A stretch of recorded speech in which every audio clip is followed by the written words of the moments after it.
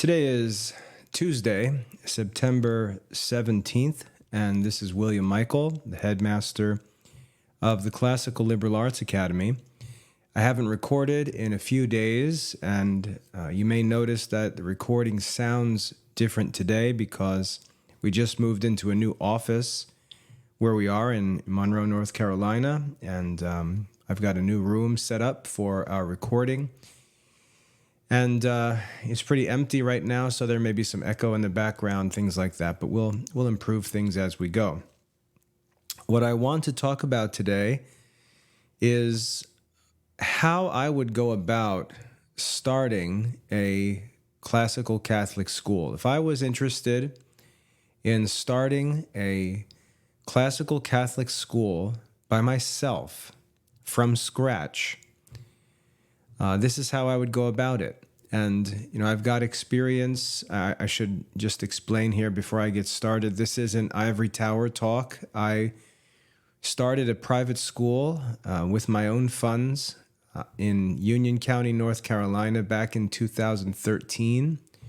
Successfully established and started the first Catholic school of any kind in the entire county. So I've been through the whole private school formation process. We successfully established the school back then in 2013. We ran it for 4 years.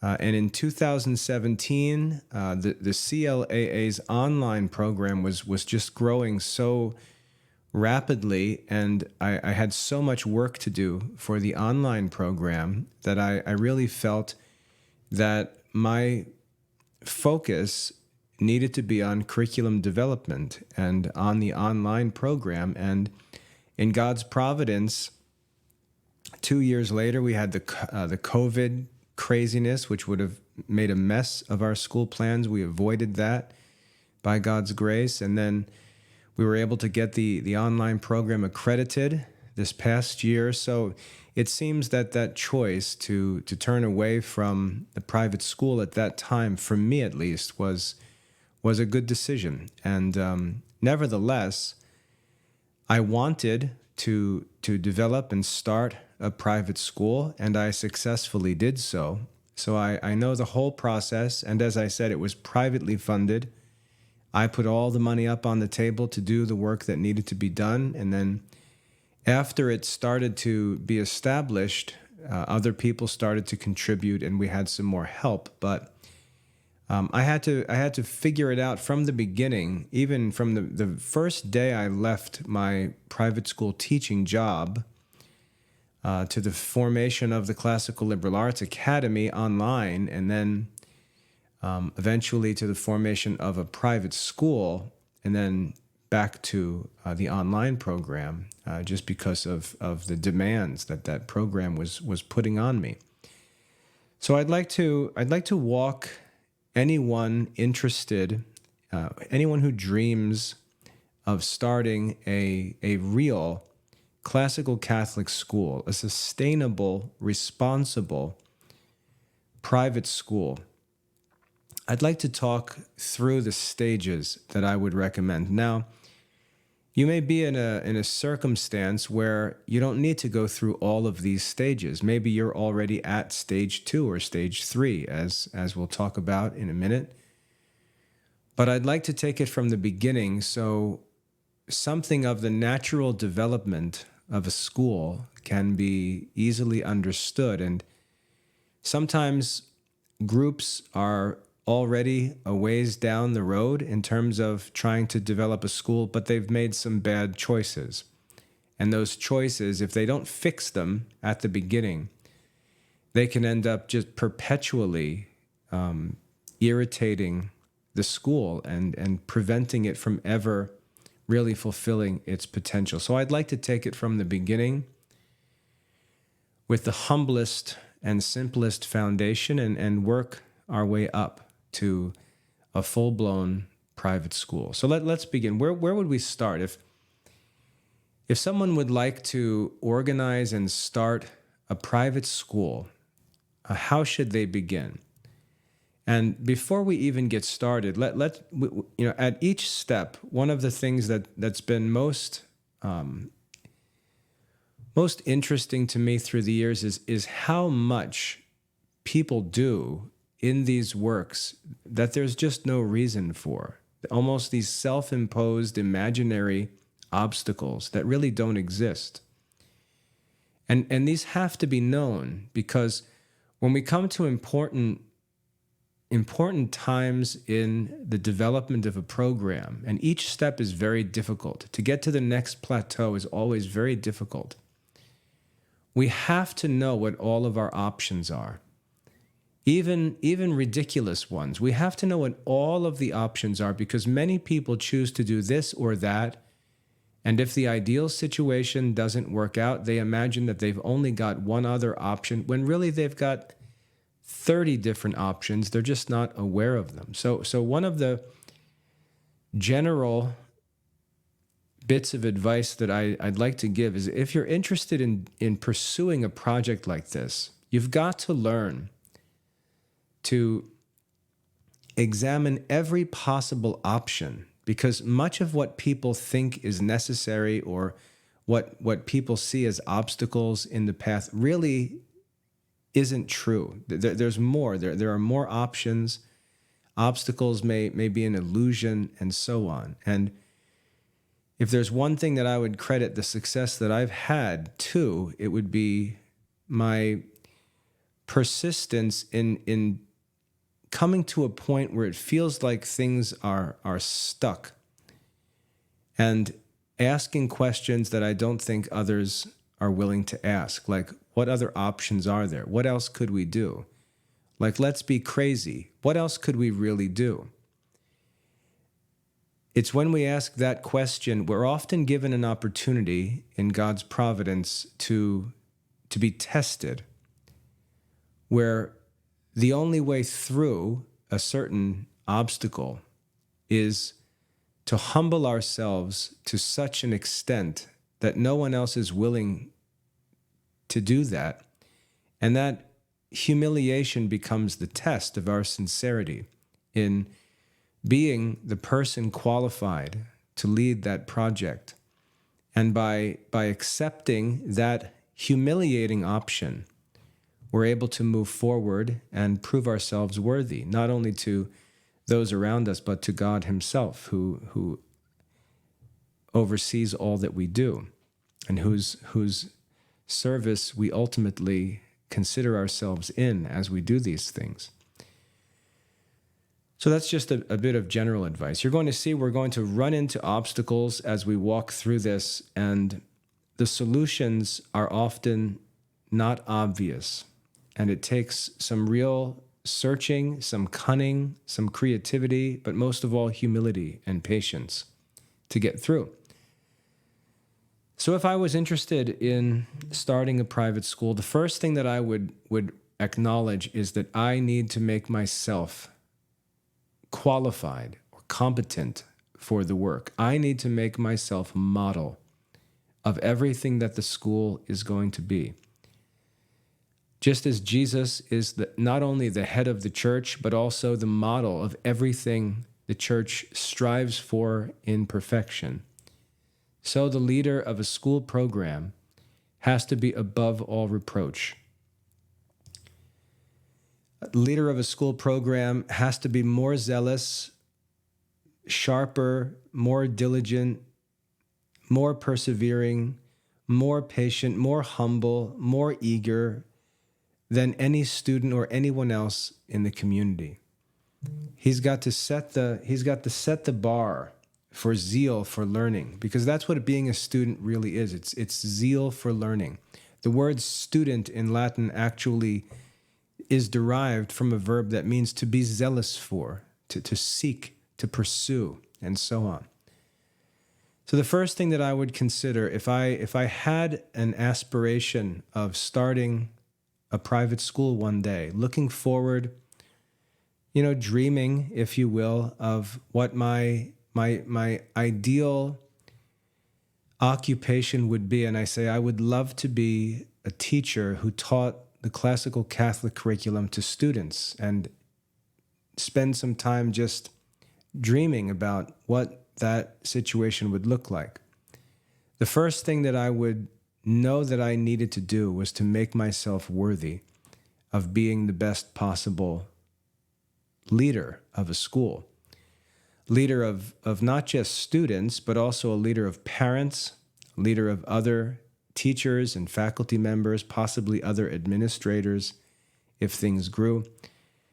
How would I work to become an exemplary leader of a school community, sort of the embodiment of everything that the school represents? And that takes a lot of self-examination, rooting out vices, cultivating virtues, eliminating anything that might be a negative in my character or behavior, reputation, and so on. And this is where you've got to be really honest, because in the art of rhetoric, people don't like to talk about this much, but it's really important.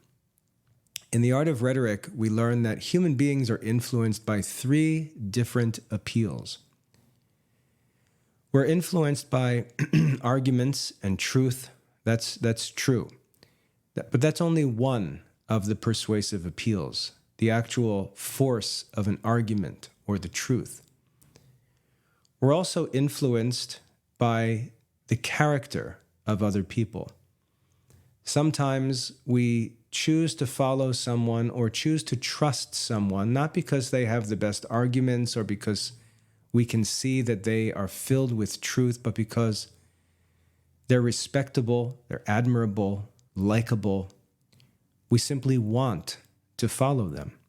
We want their approval, and so on. And this is called ethos in the language of Aristotle in rhetoric. It's the persuasive appeal of our character. Now, while we can understand this from a positive perspective, we can say, to be an influential teacher, you've got to be healthy, you've got to be fit, you've got to be lean, you've got to be a self-controlled, temperate person, you've got to be organized, you've got to be successful in what you do, you've got to have it together, you've got to be able to speak publicly, you've got to be a leader. When you're in a group, you lead, not because you run to the front, but because other people ask you to take leadership. You've got to be a leader to be an effective teacher. And if you have the opposite characteristics, you're weak, you're timid, you're shy, you're unfit, you're obese, you're awkward to be around, people tend to make you the last pick when we're choosing teams, things like that. You're not going to be an effective teacher because you've got to employ this second rhetorical appeal, which is the appeal of your character, in order to influence students, to inspire them, to motivate them. To frown at a student and have it upset them because they respect and love you is an important part of discipline and order in a school or in a family. People have to desire to please you because they respect and love you. And that's an important aspect of what it means to be a leader, to be a teacher, to be a model. And this is why in the New Testament, you'll see that St. Paul, when he talks about qualifications for leaders of churches, he gets into these sorts of things, lots of practical things. A man can be married to only one wife. He can't have a string of ex-wives wandering around town. He can't be divorced, can't have kids out of wedlock. None of that. He has to be above reproach because he's the spiritual leader of the community. He can't be a guy with a nice story of redemption who's living a train wreck of a life. That's cute for to share your story, but when push comes to shove, that's not going to lead people. That's not going to gain the trust of people, and so on. So Paul gives qualifications for leaders of churches, and the same sort of idea is true for a leader of a school. You've got to be above reproach. You can't have this evangelical feel-good story of how this guy living a terrible life turned his life around and gave his heart to Jesus, and now he's going to be put in a position of leader. No, that's not how things work. That's not how things work. Now, we can think about examples of saints, but we're often thinking about things out of context that really don't compare. And we're also, for example, St. Augustine. We could say, well, St. Augustine was living a pretty rough life when he converted around 30 years old. That's true. St. Augustine was also one of the leading philosophers and thinkers and rhetoricians in the whole world at the time. He wasn't just some ordinary Joe with a cute story. He was an extraordinarily talented individual whose conversion brought all of those gifts and arts and skills into the service of the gospel. And as his writings prove, he was an amazing asset to the church. Ethos, remember, is just one of the persuasive appeals, but it's important. So we've got logos, the ability to teach. And we see St. Paul including that in the qualifications, able to teach as a requirement. So we've got logos, or the persuasiveness of truth and knowledge and argumentation. We've also got the persuasive appeal of ethos. And then thirdly, the third appeal is of pathos, or emotion. And this is the ability to move people, the ability to motivate people, the ability to correct people, to cause them to be contrite, to cause them to feel sorry for doing things wrong, to inspire them and motivate them to want to do virtuous things, even heroic things, the ability to rouse the emotions, to make use of the passions of the human soul for good and not for evil. That also involves things like understanding the timing for saying things or doing things, saying things in the right way at the right time, and so on. That tactfulness, which is important for being a leader. So you've got to have these three qualities: logos, ethos, and pathos. And the way that I would advise you to cultivate them is by studying Aristotle's rhetoric, so you can learn about them more completely. And then just sort of follow the studies that branch out from the art of rhetoric. But most importantly with teaching is going to be ethos. Your character, your reputation is really going to be what moves people the most. I can go back through my teaching career and point out specific events where I know that it was my character, my reputation, that affected my students. I had, I remember my students when I was first getting started in teaching. I was teaching a Latin class at a private school, and I actually had a younger group. I was an upper school teacher, but I went down to the middle school to teach Latin to the younger kids. I had a 7th and 8th grade Latin class. And I remember one day, one of the students stopped in front of all the other students and said, "Mr. Michael, you're so organized. You're so organized." And all the kids sort of stopped and looked, and we spent 30 minutes talking about how to be organized. And it started with one of my students commenting on the fact that I was organized.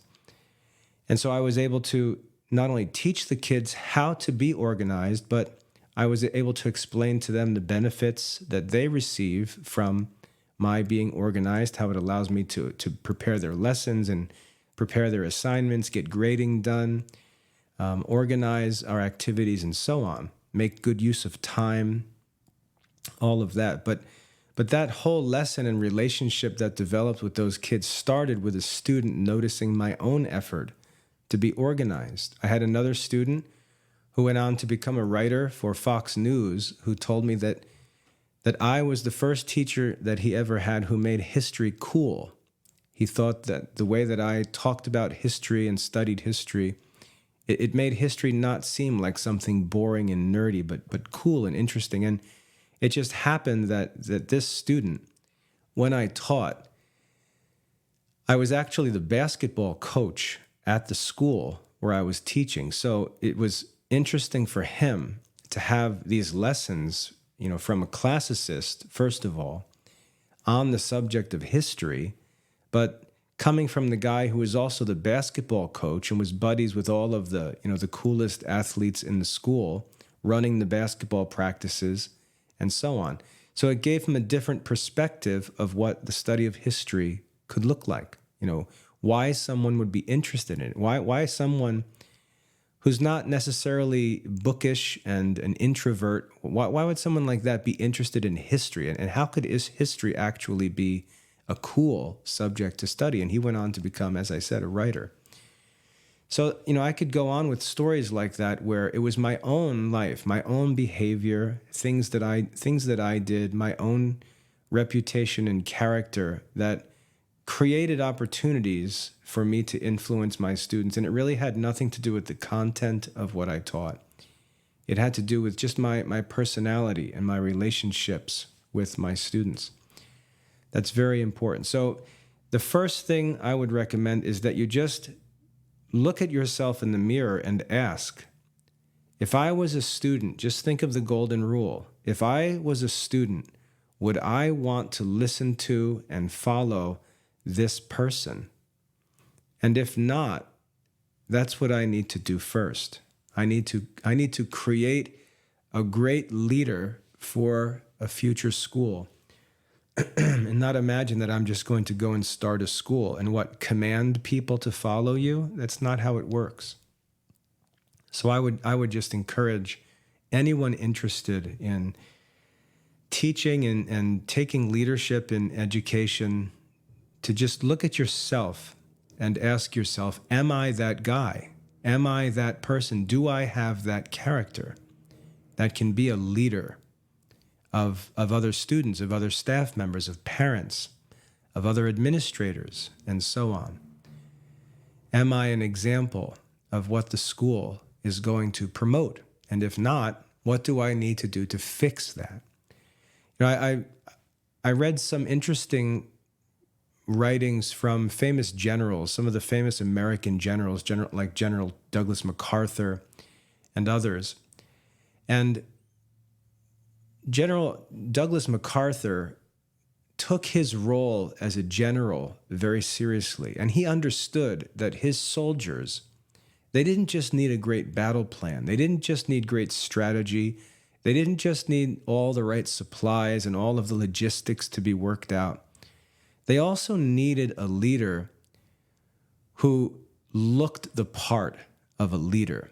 And if you go back to that period of American history, the World War II and post-World War times, the Korean War and so on, if you look at those generals, the great generals of the world wars, you'll see that they were guys, especially when you look at General Patton, General MacArthur, and so on. When you look at those were guys who understood that the soldiers needed a leader that they could look at and say, man, now that's a general. And they took playing that role very seriously because they knew how important it was for the morale of the army. And that's a good lesson to understand being a teacher. There's a role that you have to play. And I'm not talking about being some kind of fake hypocritical actor. I'm talking about fulfilling a real role in the life of a community as a teacher, as a model, as an example, as someone who inspires members of the community to want to study and learn and become wise and so on. Want to enter into religious vocations because they see the zeal and the love that you have for contemplation and for religion and philosophy. And they don't want to be distracted from that because they love it so much. And that's what motivates them to take up interest in religious vocations or other contemplative vocations. There's a need for that role to be fulfilled. And you may be able to think and contemplate on that a bit and ask, what is that role? What does that ideal teacher, that ideal schoolmaster, what does that really look like? Because in modern society, I get annoyed by some of these guys who dress up. They've got this look, the private school teacher look, where you get your bow tie and you get your round rim glasses and you get your jacket and your the whole like wannabe 1940s Harvard professor look. And you sort of play this role acting as something that you're actually not, acting as a character that really isn't the character that's needed. And I think about this all the time as a teacher, because when I think about what should the teacher really be, what should the headmaster, the schoolmaster really be, what should he look like, what should his daily routine consist of, and so on. I don't see the bow tie guy as the model. I don't see that wannabe Ivy League professor or Dead Poet Society school teacher, that this image that they're getting from some kind of fictional story or movie they watched, rather than from history, from real saints and wise men. What were the teachers really like? And I can give you an example. One example I think of, I learned about when I was studying the life of St. Augustine, and he talked about his interactions with St. Ambrose. When he first, he was sort of prejudiced against Christianity. He thought it was a bunch of superstitious simpletons following this religion. He knew of his mother's zeal, but he really didn't have any respect. Being a very well-educated philosopher and rhetorician, he really had no respect for Christians. He thought their religion was immature and silly, sort of a common man's religion, until he met St. Ambrose. And when he met St. Ambrose, all of that changed. St. Ambrose was the Bishop of Milan, one of the greatest cities of the time. He was the Bishop of Milan. So he had this incredibly important role, important office, influential office. And Augustine was advised to talk to St. Ambrose about the faith. And so he decided to go. And I'm saying this, I probably read this 20 years ago. So I'm going off memory here. You might want to look it up. It was in the Confessions. But he goes to meet St. Ambrose. And when he meets St. Ambrose, Ambrose is sitting in his study. This bishop of Milan, this incredibly historically learned and influential man, is sitting at a desk inside of his study with the door open, because anyone is welcome to come in. And here's this holy man, this doctor of the church, this famous saint, studying by himself in his study with the door open, welcoming anyone who would come and speak. And so that idea of this sort of elite intellectual, great influential man whose door is open had an impression on St. Augustine. What a contrast that image was to the person who, like St. Augustine, was trying to have this sort of showy, shallow appearance in the world. St. Ambrose was an example of a Christian living a life of contrast to the world. And that's beautiful. So when I think about the ideal teacher, I don't think about the Dead Poet Society character, Robin Williams standing on the desks acting like a fool in a fictional classroom. I think of real historical men who were greatly influential as teachers, men like St. Ambrose, men like St. Dominic, St. Thomas Aquinas, St. Bonaventure, and so on. And these were not men who were trying to look like something that they weren't. They were men who were seeking to be saints, who were zealous for wisdom, who were studying the classical liberal arts, who were studying classical philosophy, who are the intellectual leaders in their own generation, not just curators of Catholic history or museum keepers. They were men who, through their studies, were the leaders of intellectual life in their generation. They were the ones who were able to engage with contemporary movements that troubled their own generation. That was the kind of men they were. They were men who prayed. They were men who participated frequently in the sacramental life. They were holy people. They were humble people. They were men like St. Thomas who worked and studied all through the night. That's what I think of when I think of an ideal teacher. I think of a man who is known by his students to be more zealous than anyone else for learning, and yet at the same time is approachable, is able to teach, is respectful to different personalities, and able to adapt his teaching to different persons and situations. So you've got to get the idea for yourself of what the ideal teacher is. And I don't know that my idea is the only right answer, but for me, that's what I like to think of myself as. I like to think of myself as a man who first and foremost is seeking wisdom as the chief pursuit in his life, and is doing so by diligent, persistent study, prayer, devotion, worship, and so on. So we've got to get that image of what we need to be that living model of what our school seeks to promote in its students and in the community in general. So I've taken up 30 minutes just talking about preparing yourself, and I think it's that important because the beginning is half of everything. So that's the first thing. Now, as you develop that character, you should be developing some knowledge that's extraordinary and that's useful to others. Not useless knowledge like a lot of what I see men cultivating, all of this like great books knowledge where they've just got this encyclopedic knowledge of literature. That's not real wisdom. That's not real learning.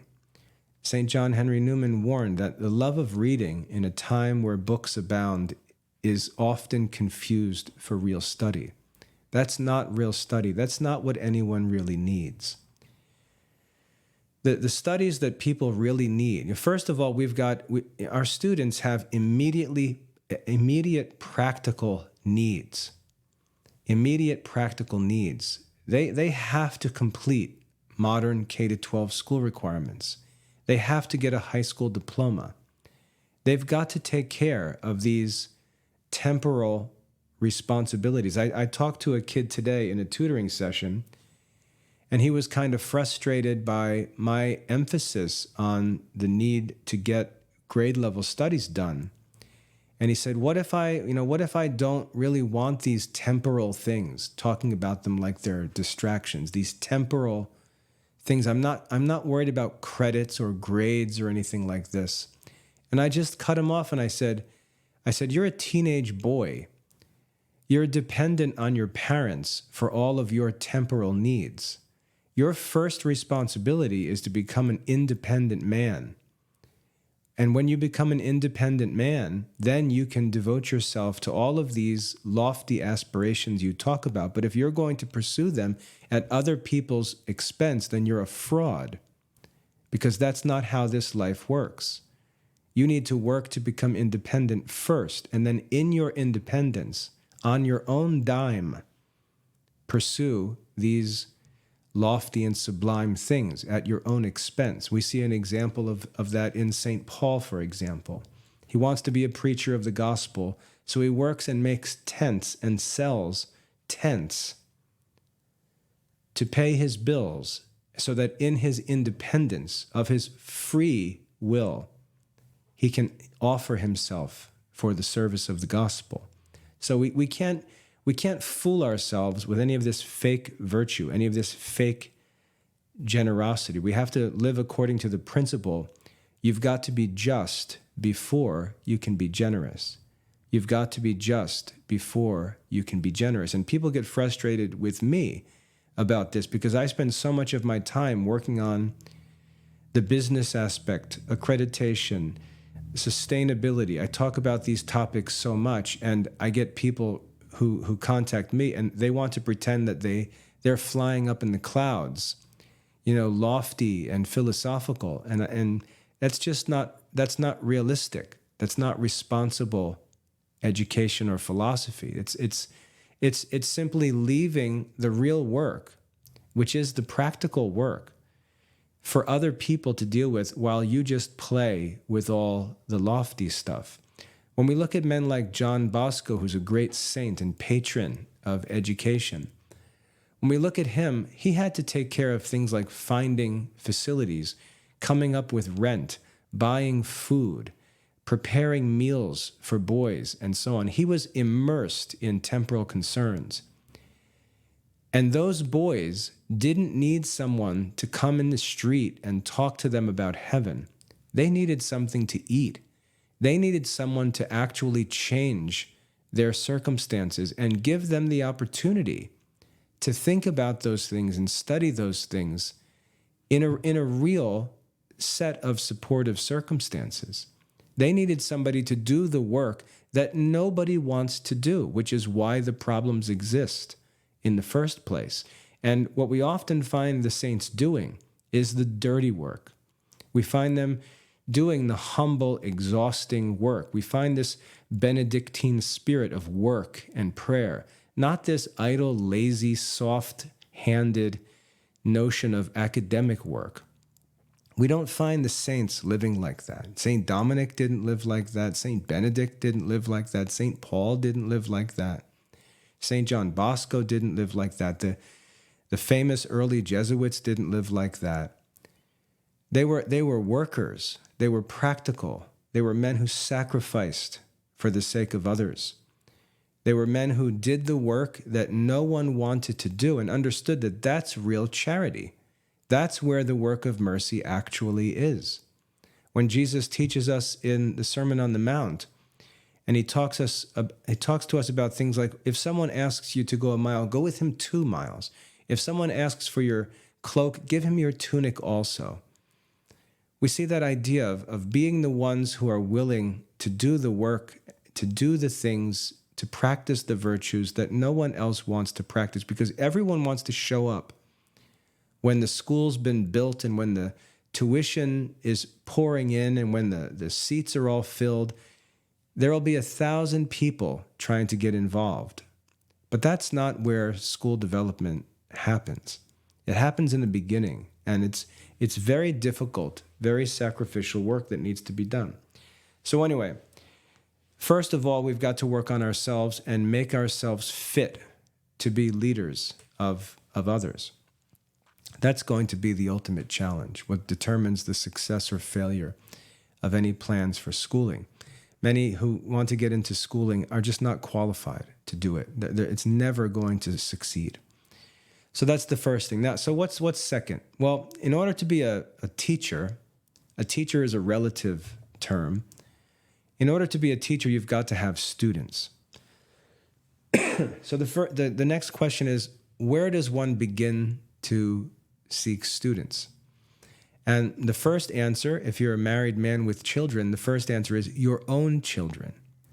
Begin teaching your own children. And that work is actually extremely important because you can develop just about everything necessary for a school by simply working to teach your own children.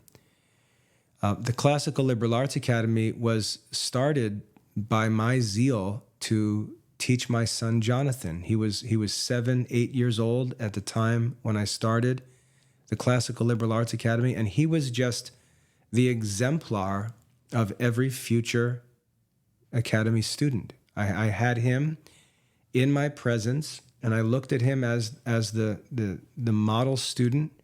I thought about what he needed. I thought about how it should be presented, how it should be managed, and so on. And I developed all of the initial programs and resources and assignments and methods. I designed them all for my own children and then just simply shared them with others.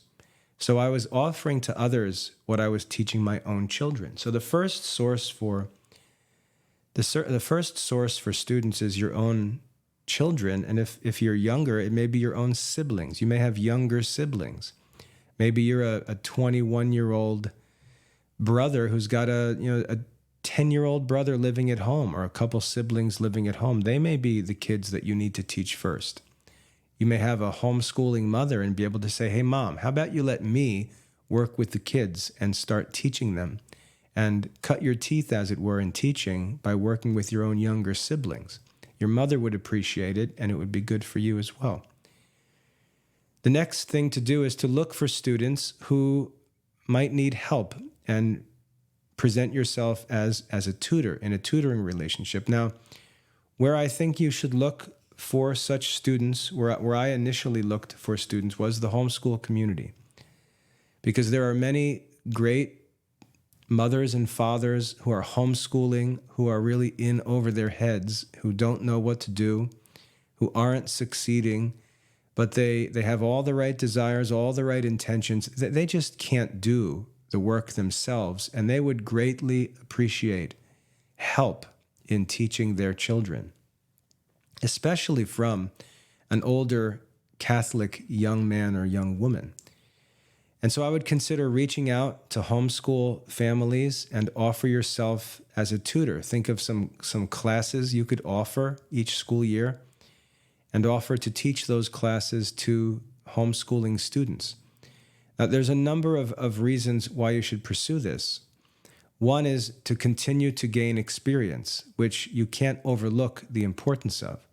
You've got to get experience. You can't start running a school when you've never successfully taught a single student or a class of students. You've got to prove that you can teach a small group successfully before you can take upon yourself this irrational fantasy of teaching larger groups successfully, unless it's all just about you or you're concerned about money or appearance and you're not even thinking about the students. So you should be eager and appreciative for every opportunity that you get to work with any students, because all of it is offering you important, valuable experience as a teacher. So I would look in the homeschool community for parents who need some help with tutoring. If you have no experience, nothing to commend you, you might need to offer your services for free. You might want to look around and see what average tutoring rates are and offer to do the same kind of work for much less, half price, and so on. You've got to make your services attractive to parents in order to get into the market, as it were. You can't start imagining that you're going to go in there and charge top dollar because you're a future head. No, right now when you're nothing. You're nothing. You have no experience. You have no record, no reputation, no history. You should be charging low fees for your services. And the affordability of your services should be the benefit that gets your foot in the door and allows you to get started.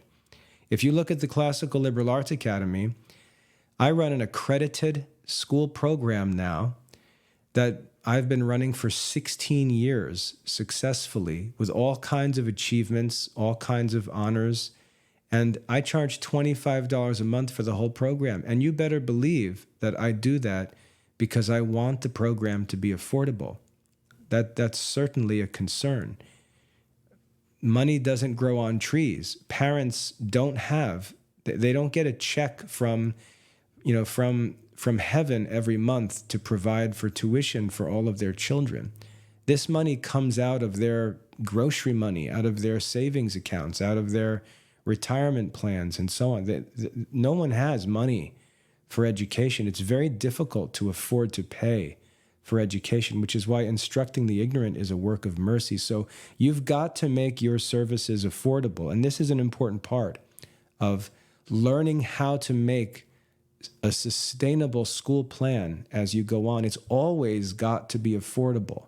It's got to be affordable. And again, getting back to what I said before, figuring out how to solve the nitty-gritty practical problems is the help that people need. Nobody needs another too expensive private school. No one needs that. It's not like all of the expensive private schools are filled and we have a waiting list and we need more expensive private schools. That's not the situation. The situation is the private schools are ignoring the actual needs of the community. A Catholic school that's charging $15,000 a year in tuition, you might find that 20% of the students are not even Catholics because they're opening the school to those who can pay tuition rather than to Catholic people who need the Catholic education. No one needs more of those schools. Those schools are the problem. We don't need more schools like that. We've got to find the solution to that problem. And the best place, the best way to find the solution is to start humbly and make sure that everything you do at every step is sustainable. What can parents afford? How can education be funded? What should a teacher be paid for? Those are the important questions that need to be answered. And we need to work through them carefully and make sure that every step that we work through is sustainable. The Classical Liberal Arts Academy has been sustainable from day one. When I first started in 2008, we started by simply charging for tutoring very, very low rates, like $10 an hour for a student. And every step of the way, we would take that money and reinvest it, take the next batch of money and reinvest it, and reinvest it, and reinvest it, take what we needed for our real needs, no fantasy life, no wannabe luxury school administrator stuff. That's the problem. Remember, that's the problem. The problem is people wanting to make themselves privately wealthy off of education, treating it as if it's a commodity to be traded and sold, rather than something that's necessary for all people's happiness, even salvation. So it's got to be affordable. You've got to live a simple life. Like St. Paul said, let us be content with food and clothing, for godliness with contentment is of great gain. And if you don't think so, you don't belong in teaching. If you don't think that wisdom is enough, if you don't think that godliness with contentment, with a supply of food and clothing is sufficient, then you don't belong in education. You're part of the problem if you think it's a way of enriching your own personal life materially. So again, these are things to consider for self-examination. But I would say start out with either free services or very affordable services. See if you can start to organize meetings and classes with students as a tutoring arrangement, and make that successful. See if you can succeed in tutoring, because if you're good at it, if you're successful, news will begin to spread by word of mouth, and you'll go from 2 students to 4 students to 6 students to 12 students to 15 students. They'll begin to talk. The mothers will begin to talk. The students will begin to talk, word will start to get around, and other kids will start to show up. Other parents will start to get in touch and ask if you can start working with them as well. And you need to learn to say yes. You can't be picky. You can't say, well, I don't want to drive. You can't be picky. You've got to learn to say yes because you're trying to build something. And beggars can't be choosers. You've got to say yes. You've got to take on difficult situations. If there's a parent who's got 3 kids and they can only afford to pay for 2, you've got to say yes because you're trying to build something noble. You're trying to do work of mercy. You're trying to serve a Christian apostolate, not just run a business. You're not selling car insurance. You're working in education, and instructing the ignorant is a work of mercy. And you've got to approach it like that and pursue it like that, or you don't belong in education, and you're part of the problem. So you've got to learn to say yes. And what will happen is if you're affordable, and if you're a good model of a Christian teacher, and if you're effective in teaching the children, your students will begin to grow in number.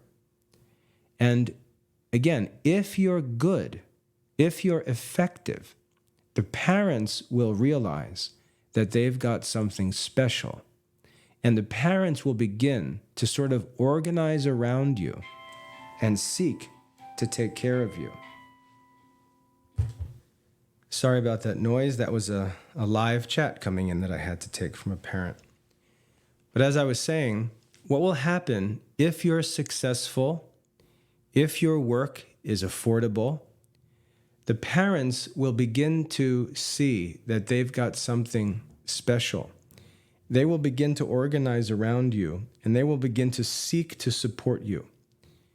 And what you can see developing there is an organic school community developing. Now, most of these people will be homeschool families, and they're likely going to be committed to homeschooling. They're not going to be interested in private schooling. But some of them may be homeschooling because there's nothing else available, and homeschooling at the time is the best option for them. But they would be interested. They would actually prefer if their children could attend a private school. And so what will happen as you start to build this student body of kids that you work with in tutoring, and parents who are happy with your teaching, your relationship, your character, your relationship with them, and so on, you'll see something of a school community begin to develop. And it will be simple. It will be focused on the goals. It will already share ideals, share goals, share values, and so on. You'll already be the leader of that community academically. You'll find that there are people in that community who are very zealous for the faith, but they're busy in business. And the way that they serve the Lord is by putting money on the table. And they might not be present to talk about philosophy or to do other things, to participate in activities and things like that. But when the time comes, they'll put money on the table that benefits everyone. And you'll find all different kinds of people with different skills. For example, when I started the Classical Liberal Arts Academy, this is exactly how it started. There was one mother, I'm not going to name her, but there was one mother who rallied the whole entire community and organized things because she was concerned for her own two sons. She saw my work with the kids as an opportunity for her two sons to have a good education. And she knew that it was very rare, and if she lost me, she was sort of back to the drawing board. She organized everything. She communicated with parents. She organized things for me. She basically worked like a secretary for me as the tutor in the Catholic community. And I will say that the original formation of the Classical Liberal Arts Academy was owed to the work that lady did. And it was just by communicating, hosting information meetings, inviting other families to her house to do things. You know, she'd gather a bunch of families together and then invite me over to talk about education, talk about homeschooling and things like that. That woman was largely responsible for the quick development of the Classical Liberal Arts Academy. Her husband was hardly ever around because he worked in real estate, and they had real estate in a couple different states because they had moved around. He wasn't around much, but this was his wife. You know, he was the one offering his home as the place for people to meet. He was the one paying the bills. He was the one, and when he was around, he was supportive. But you just see how different people in that community that develop take on different roles. And it's not artificial. It's not like we're hiring this, or we're looking for this, or we're interviewing someone for this. Those people rise up in that community in a real way, in an organic, natural way, and they take their rightful place in that development of that community. Now, you may be a tutor who's got 50 students that you work with. You may have 100 students you work with. And that's what started to happen for me back in 2008. I suddenly found myself working with 50 students, 100 students in the area. And then it started to spread, as I've mentioned in other talks, it started to spread where I was receiving contacts from people in other states, relatives and friends of the people I was tutoring. And that's how that moved online. But if I had just continued with what I was doing on the ground, it was growing so rapidly. I would have had a full-blown private school established probably in another year or two, because I can continue to explain what happened. The meetings were successful. The kids were enjoying it. The parents were thrilled. And we were meeting in people's homes. So we would meet at one family's house, and we would use the dining room table. And I would sit there with 6 kids, and we'd have a meeting together, go through their studies, talk about things. And then I would leave that house and go a few blocks away to another house where there was another group of kids at another dining room table. And I would do that through a number of towns all around the Charlotte area. And the parents were starting to realize, like, hey, there's 6 kids there, and there's 8 kids there, and 4 there, and 8 more there, and 10 over there. Wouldn't it be cool if we could start getting everybody together? And so just as I was beginning to be forced online, the parents were saying, what about this building? What about this place? Maybe we could rent this place or do this or that. And they started talking about the possibility of organizing more of a school community. And my point is just that the school develops out of an effective tutoring community that works together.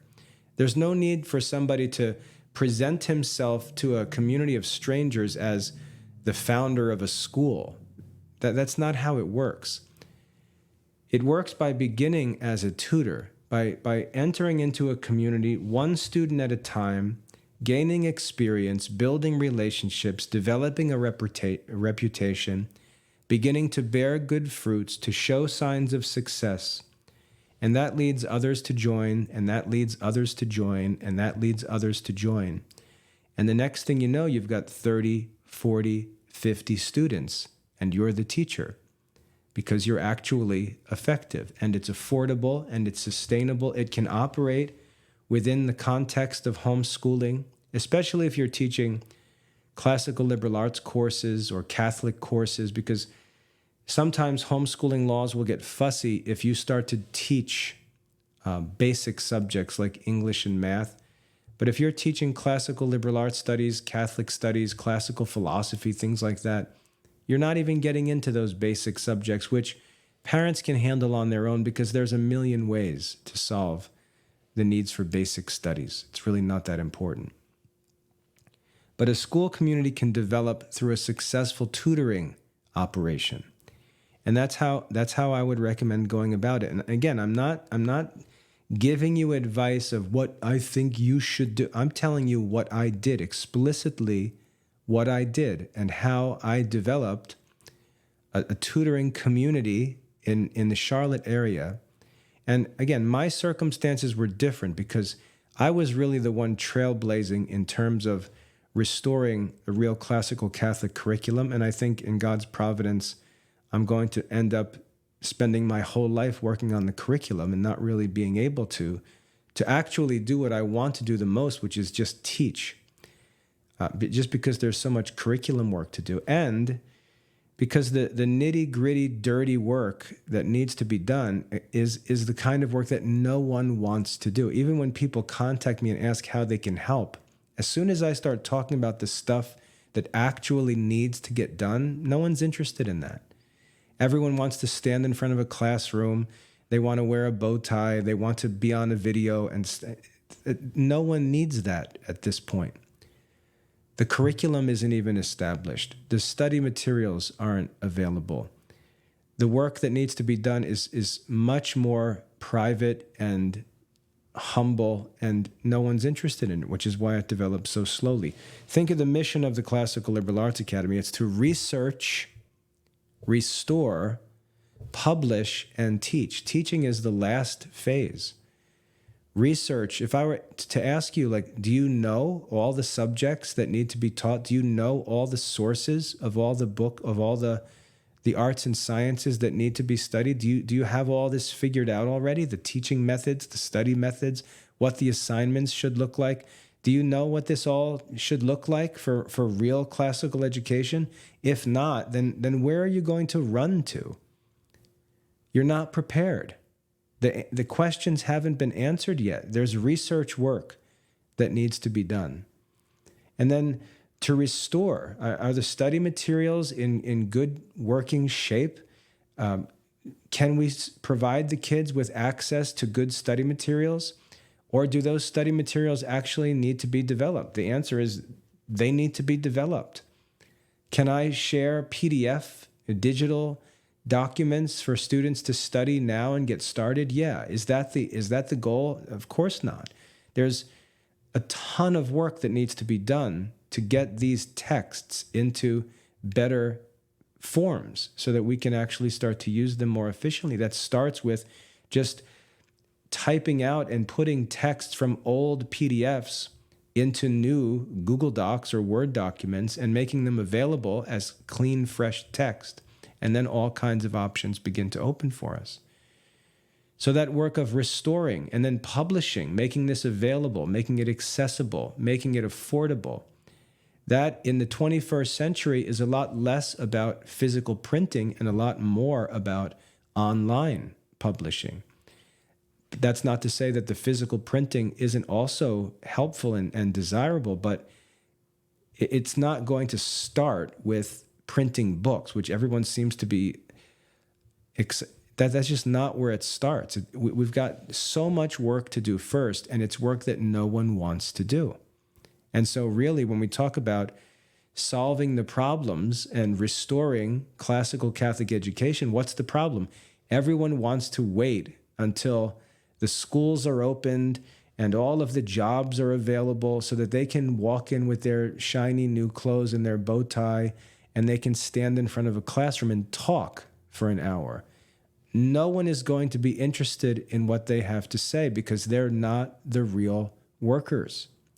And the real work is just not that kind of work. It's much more difficult, private, humble work that needs to be done. That's very, very physically demanding. It's physically demanding. Not that you've got to climb mountains and lift weights to get it done, but just the work of sitting and working on something that needs to get done that's going to take 27 hours before it's finished. That discipline and that physical exertion of concentrating and persisting in tasks until they're finished, it's very hard work, and it's very underappreciated and despised work in our generation because, like I said, everyone wants to be on stage. So that work needs to get done, and it's just going to take a lot of time. And as I said, in God's providence, as things have worked out, even though the whole thing started from my work teaching, the work that I have needed to do and continue to do seems to just be limited to the work of the curriculum, restoration and publishing and so on. So the opportunities to develop local, I would call them tutoring communities to get started. And then it's really up to those communities to form a school. And again, the desire for a school will be natural where the tutor shows himself to be so effective that the parents begin to rally around that tutor and desire to create a place where his work can be featured. That's really how a school develops. And if you can't be an effective teacher, this idea that you're going to leapfrog all of that work and just set yourself up as, hey, here I am, I'm the headmaster. Think of how ridiculous that is. Headmaster of what? Says who? How are you the headmaster when you're not even a master? You don't even have any students. That arrogant assumption that, you know what, I must be called to the highest seat at the table, that Jesus directly addresses that kind of crazy, arrogant self-promotion. No, you need to work. You need to take the lowest seat at the table. And you know what? If you're good, if you're actually good at it, others will call you up to a higher place. That's how it actually works. And if you're not willing to take the low seat and prove yourself, then you should be warned, I should say, that you're trying to promote yourself into a position that you're in no way qualified for. that you haven't proven yourself capable of? And what's motivating that desire to be the headmaster before you've even been an effective tutor? What's motivating that? Is that not a crazy, prideful self-conception? Like St. Paul warns, do not think more highly of yourself than you ought. The way to begin is right in front of you. It's in your reach. You can start today. As I said, it starts with you, then it extends to sort of your first natural circle of potential students. See if you can even do that well before you consider teaching other people's children. And then if you can do that well, the rest will develop naturally, and it won't really be you promoting yourself as the leader. It will be others organizing around you, recognizing you as the leader.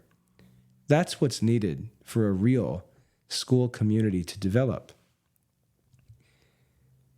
What you've got to focus on is being that teacher and proving yourself worthy of that place. The rest will take care of itself.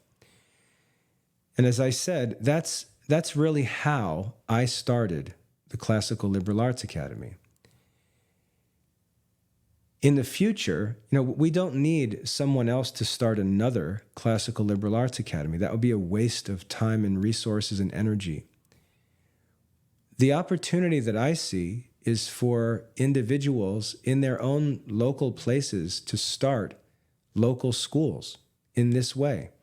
All of the resources that I've developed in the Classical Liberal Arts Academy, now over 16 years, working nonstop all day, year-round.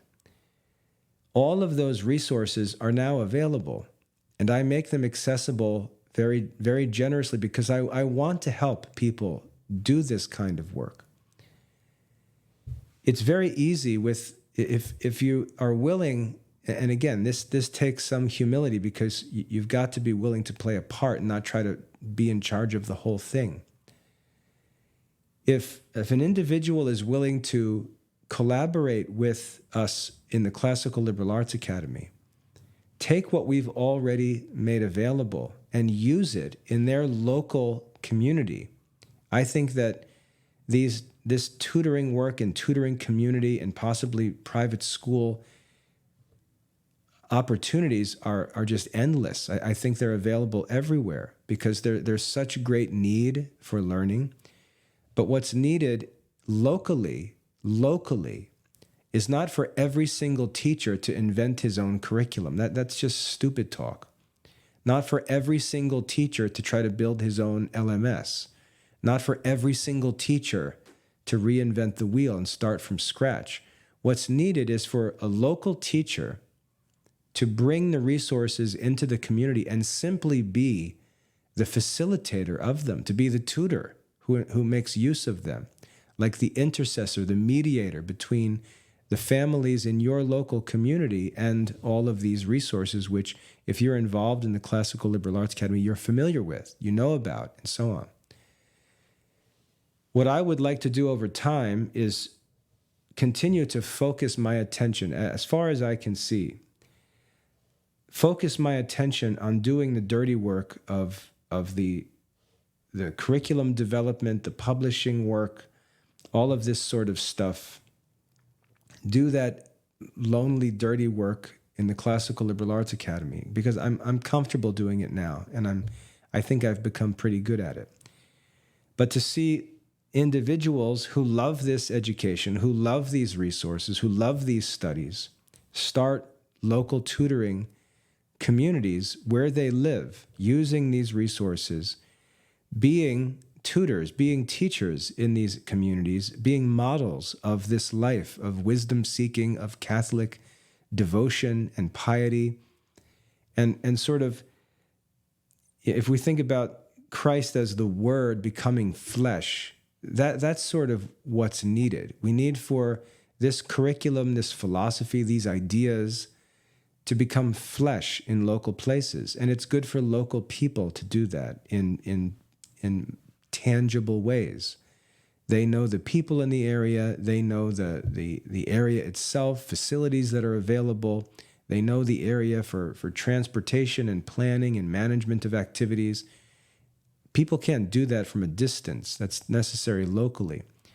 But you can see that there's a natural progression that allows that to develop. I'm willing to make all of the Academy's resources available to those who want to use them as affordably as I possibly can. And this makes it very, very sustainable financially for tutors because, for example, let's take the student plan. If a local student where you live signs up for a student plan, if their parents are willing to pay $25 a month, they have full access to our whole curriculum with you as their tutor. All of that's provided for them for $25. And what I've got available right now are discounted enrollment options so that if you get a group together, if you get a homeschool co-op organized, or if you get a private school, one of these tutoring communities organized where you're above 10 kids, will allow you to enroll kids for even cheaper. Now, the reason why that's good for you is because you can have that as a basic fee for the study materials for your students. Then you can add to that a reasonable cost for your work in tutoring, and that's really all you need. It's really very simple. Again, when I started, there was nothing. I was literally typing the lessons before I met with the kids and producing all of the content as I started meeting. People getting started now, they're not going to need to do any of that because there's already so much of that work that's been done. All the resources have been collected, made available. Everything's sustainable, affordable, easily accessible, and so on. It would be wise for individual Catholics who want to do this work to simply work with us and do the work locally that needs to be done. And that's really enjoyable work. It's just leading Catholic devotional life, Catholic intellectual life, Catholic cultural life, leading that in your community with all these resources to help. And as I said, if you do that well, that tutoring community will begin to develop around you. And if that tutoring community begins to grow, the parents will begin to see that there's enough kids here to bring them together in a central location and organize a school. Now, as far as developing an actual school is concerned, we get into a lot of practical issues that are going to be considered because there's going to have to be a facility. Because to be a school, the real change that takes place between, let's say, a homeschool co-op or a homeschool tutoring community and a school is that the kids are brought to the school and the school becomes responsible for the kids' daily activities. So the kids are at the school and the school is responsible. So you have to have a facility that can pass safety inspections, fire, sanitation, and so on. Those are considerations. There's going to be some money needed. But if the community has already developed, those financial needs are not going to be a big deal. And you can work through them one by one, and it really isn't difficult. So those things down the road, if you're trying to leapfrog and start a school, you're trying to do things that you're just not practically prepared for. And that's why it makes no sense and why people do so many stupid things trying to start schools.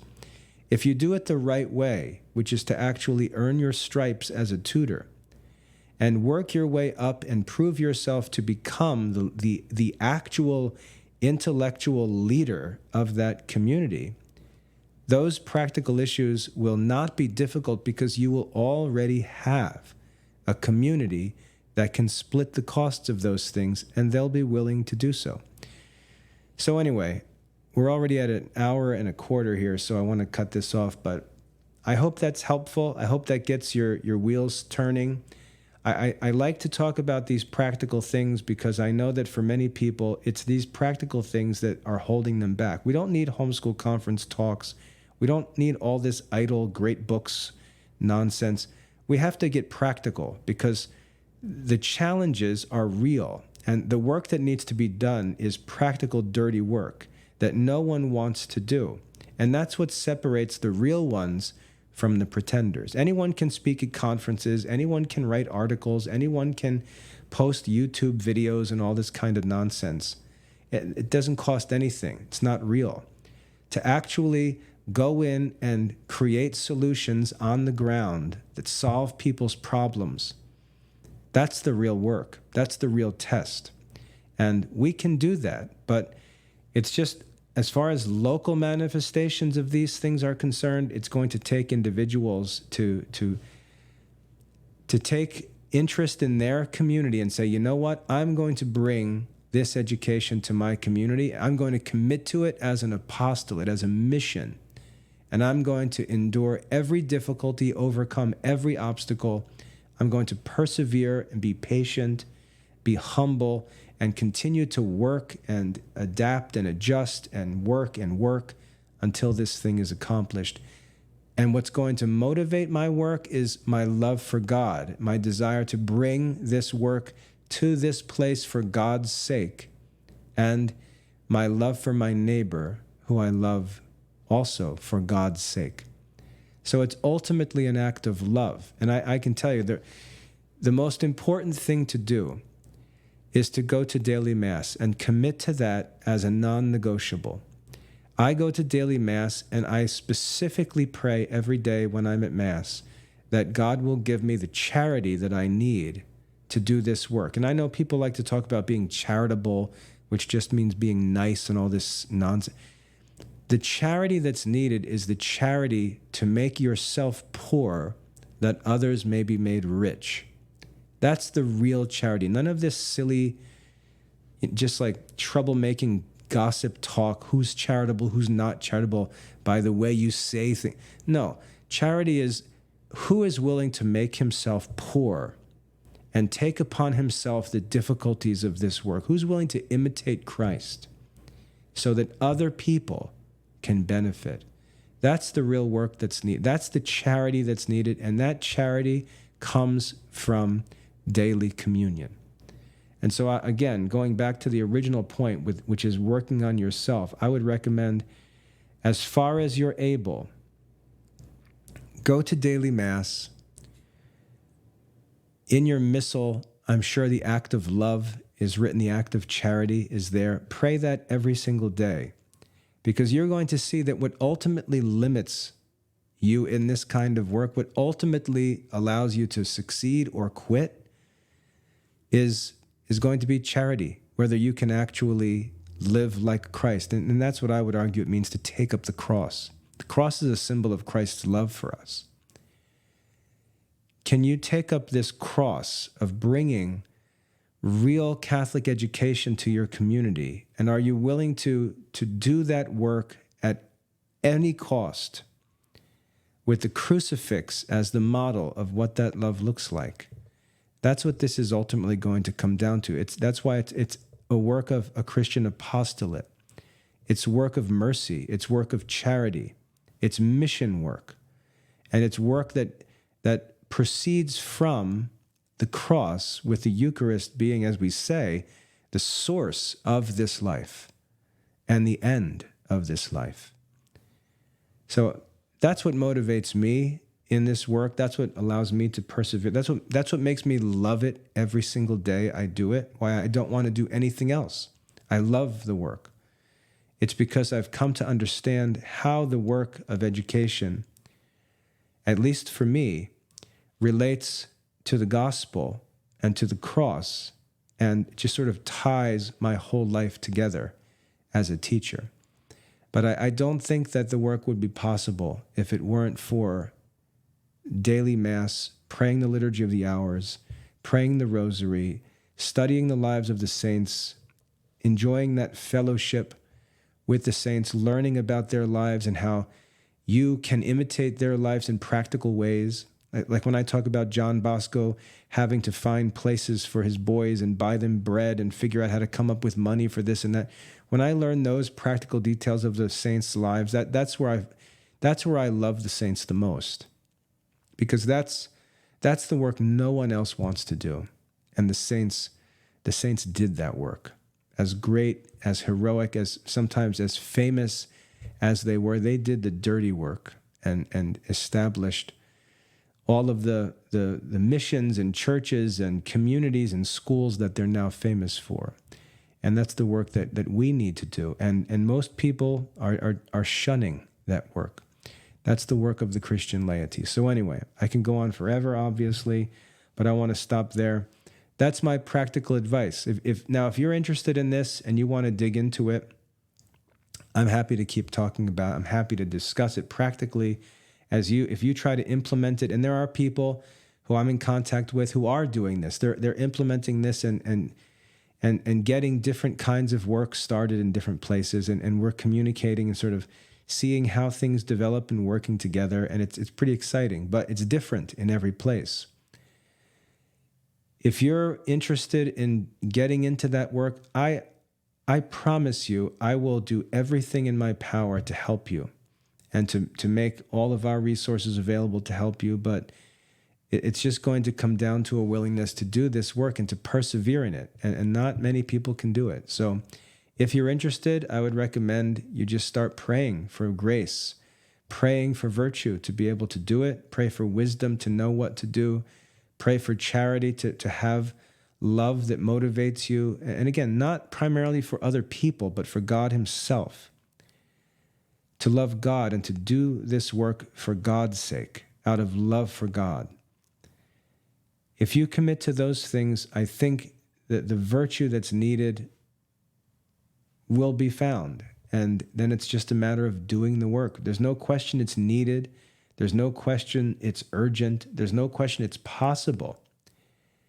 It's just that Christians don't have the grace to do it. And that's what needs to change. So anyway, those are my thoughts. I hope they're helpful. If there's anything you'd like to talk about in there that I've mentioned, feel free to get in touch. My email address is wcm@classicalliberarts.com. Go on the Academy website. You can contact me through that site, through live chat or whatever else. Any way you can get in touch is fine. I'm available all the time. God bless.